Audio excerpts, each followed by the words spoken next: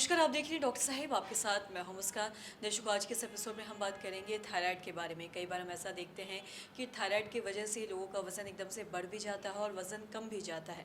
कई बार लोगों को ये नहीं समझ आ पाता कि उनका वज़न एकदम से बढ़ क्यों गया है और कम क्यों गया है।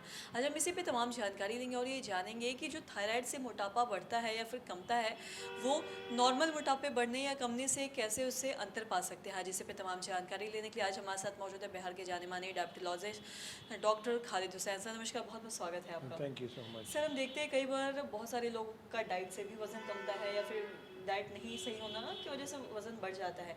लेकिन वहीं अगर हम बात करें थायराइड की, तो थायराइड एक ऐसी बीमारी है जिसमें वज़न बढ़ भी जाता है, शरीर फूल जाता है और कम भी जाता है। तो ये जो दोनों में जो अंतर कैसे लोग पा सकते हैं कि किन कारणों की वजह से थायराइड की वजह से वज़न बढ़ रहा है या कम रहा है, या फिर कैसे अंतर पा सकते हैं इसमें? एक्चुअली थायराइड दो टाइप का होता है, एक हाइपर एक हाइपो।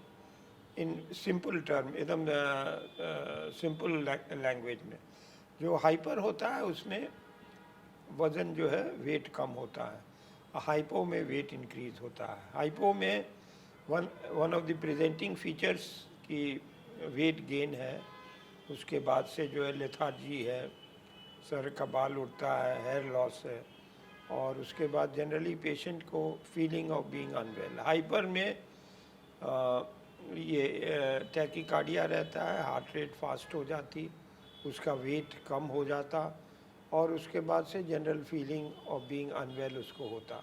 ये तो टू डिफ्रेंशिएटिंग फैक्टर्स है, मगर टू डिफ्रेंशिएट हम लोग को टेस्ट करना होगा थायराइड प्रोफाइल का, उसके बिना, और इन सम केसेस अल्ट्रासाउंड थायराइड का भी करना पड़ता है।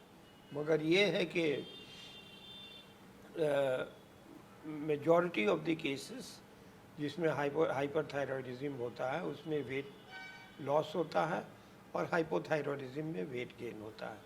मगर once the report is available, दोनों का ट्रीटमेंट है, उसका शॉर्ट कोर्स ट्रीटमेंट है और इसका लाइफ लॉन्ग ट्रीटमेंट है। हाइपोथायरॉयडिज्म का ट्रीटमेंट ज़िंदगी भर का है, पूरी लाइफ आपको दवाई खाते रहना है, कोई शॉर्टकट नहीं है, क्योंकि रिप्लेसमेंट थेरेपी है।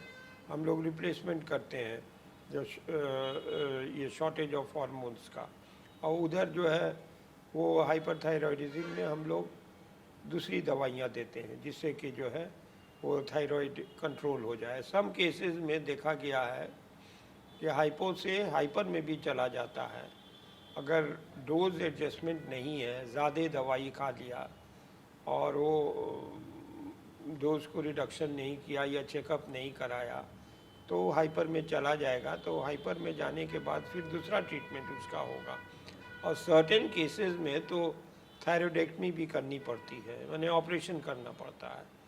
तो ये सब डिपेंड करता है from patient to patient and symptoms to symptoms. मगर एक चीज़ वेरी कॉमन है, अगर इन्वेस्टिगेशन के बाद आपको रिपोर्ट्स आ गई और आपने समझा कि हाइपो है, आप दवाई स्टार्ट कर दीजिए, एल्ट्रॉक्सिन थायरॉक्सिन जो भी है, according to the weight and the age of the patient, and it will be. और उसको एक चीज़ बता देना है कि इसको छोड़ना नहीं है, इसमें अगर आप छोड़ा तो इट्स अ बिग प्रॉब्लम, क्योंकि आपका मेंटल रिटार्डेशन भी हो जाएगा, आप लेथार्जिक फील कीजिएगा, आपका मॉन्क लाइक अपीयरेंस हो जाएगा, round face with a thick this cervical region, extra fat आ जाएगा, टमी निकल जाएगा। ये सब चीज़ हाइपो में। हाइपर में जस्ट द रिवर्स है। हाइपर का ट्रीटमेंट 6 to 18 मंथ्स किया जाता है, और फिर उसको चेक किया जाता है, क्योंकि मैनी केसेस में हाइपो से हाइपर में जाने के बाद वो थायराइड को जो है समटाइम सर्जरी की ज़रूरत पड़ती है। तो this is in nutshell what I could explain.